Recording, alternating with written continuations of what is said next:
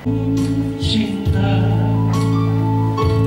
tanah tumpah darahku yang mulia, yang ku puja sepanjang masa. Tanah airku aman dan makmur, pulau kelapa yang amat subur, pulau melati pujaan bangsa sejak dulu kala. Sama-sama yuk.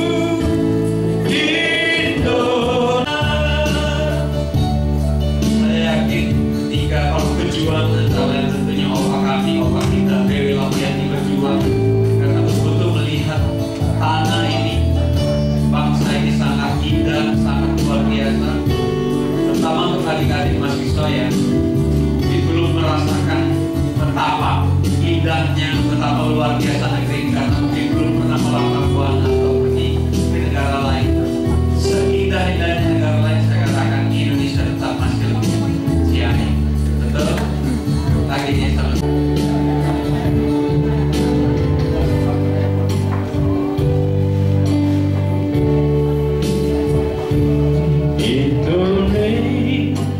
Tanah air beta pusara abadi nan jaya. Sama-sama. Indonesia sejak dulu kala selalu dipuja-puja bangsa, dibuai, dibesarkan, tempat berlindung di hari tua sampai akhir menutup mata. Dipimpin oleh moderator kita pada Ibu Dr. Dona Sapaleng, kami persilakan. Kita tepuk tangan.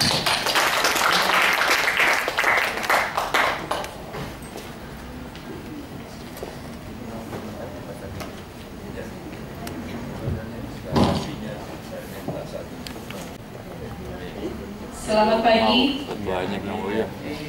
para hadirin tamu undangan, peserta diskusi yang telah hadir pada pagi hari ini. Kita tepuk tangan, kita aplaus untuk kita dan untuk apa yang akan kita bicarakan, karena ini adalah merupakan sesuatu yang teramat penting bagi kita, khususnya generasi muda yang akan dapat memetik nilai-nilai perjuangan. Dan yang terpenting adalah menjadi pelaku, berbuat sesuatu bagi negara. Bapak Judi Jeffrey Turambi SH, saya persilakan.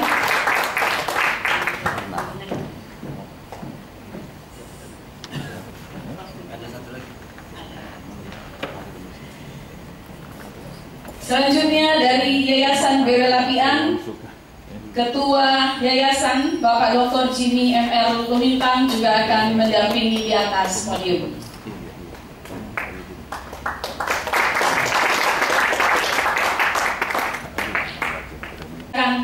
Sebagian saja dari riwayat hidup para pembicara, karena kalau dibacakan para pembicara ini sudah teramat banyak berkiprah, jadi riwayatnya panjang.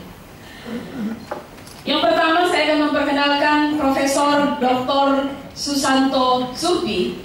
Beliau lahir di Banyumas tanggal 4 April 1953. Sedang menjalankan ibadah puasa, tapi beliau tetap menyempatkan hadir. Narasumber yang kedua, ini luar biasa kiprahnya, tapi hanya sedikit dari riwayat hidupnya yang diberikan. Selanjutnya kita akan boleh mengenal lewat dialog interaktif. Bapak Judi J. Turambi SH. Beliau adalah pemerhati sejarah. Yang berikut, beliau adalah pemerhati independen hidup dan politik Sulawesi Utara. Saat ini beliau dengan Ibu, mohon berdiri Bu. Iya, ini istri dari Bapak Yudi, tinggal dan menetap di Tomohon. Dan dari pemerintah Tomohon inilah yang selanjutnya mengusulkan BW Lapian sebagai pahlawan nasional. Kita akan ikuti bersama. Dan untuk ketua yayasan, diperkenalkan lagi Pak. Ya, beliau adalah ketua Sekolah Tinggi Teologi IKAT. Itu aja katanya.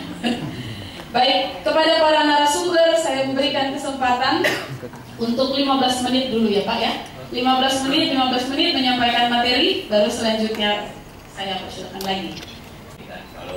Shalom. Dan berkat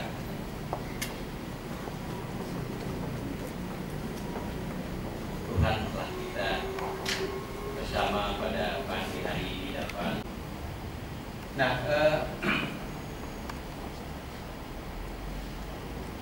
indikator yang kedua, ya, atau bahkan beliau hadir justru untuk mengatakan, bayangkan kalau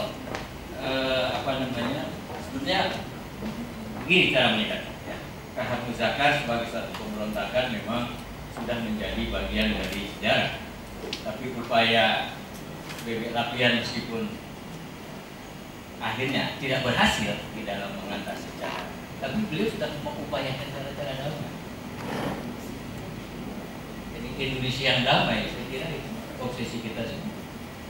Lanjut. Dan dari kedua tindakan itu adalah taruhannya nyawa. Bagaimana kalau dia tidak berada di dalam suatu lindungan Tuhan juga menyertai perjalanan orang yang sangat religius ini, kan begitu ya sebenarnya. Oke, jadi saya kira pokok-pokok punya masa depan, yang penting punya masa lalu. Saya persilakan kepada Pak Judi Turambi akan memaparkan hal selanjutnya. Agar tidak lupa, mau tambahkan tadi menyinggung Sukamiskin. Kalau dulu memang tempat sarangnya para proklamator, tapi sekarang di tempat sarangnya koruptor di situ. Itulah bedanya Sukamiskin dan masa kini. Terima kasih para panitia yang telah mengundang saya jauh-jauh. Dikenal sebagai di Kuala dikenal, di Kawangkuan dikenal, di Tomo dikenal. Tetapi kalau di Kawangkuan lebih dikenal karena di situ ada monumen BW Lapian dan CH Tahulu. Di Manado dikenal karena ada jalan BW Lapian di dekat Sparta Tikala. Kalau tahu rumah tempat jual cookies ananas, di situ jalan. Kalau di Tomohon dikenal juga BW Lapian karena istrinya orang Tomohon, Maria Adriana Pangge, karena ada mungkin berumah di Tomohon. Tapi sesungguhnya BW Lapian bagi saya sangat luar biasa. Bukan sekedar memuji, tapi saya ingat 2014 saya ke toko buku Gramedia di Manado, di satu pojok.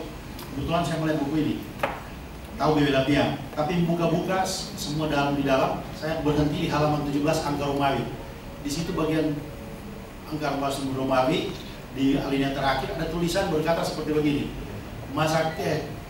kini saja kita memberikan apresiasi kepada BW Lapian, tinggal selangkah lagi kita harus perjuangkan dia di pahlawan nasional. Dan kebetulan yang menulis itu di samping kanan saya, Profesor Suli. Saya juga tertarik dan kemudian mengeksplor siapa sebenarnya BW Lapian. Oleh sebab itu kami memberanikan diri pada 20 Januari 2015, kurang lebih 6 bulan yang lalu. Kami mengundang narasumber, tapi difasilitasi oleh Pak Yani. Ternyata yang datang adalah salah satu pemberi sambutan dalam buku ini. Tentunya bangga.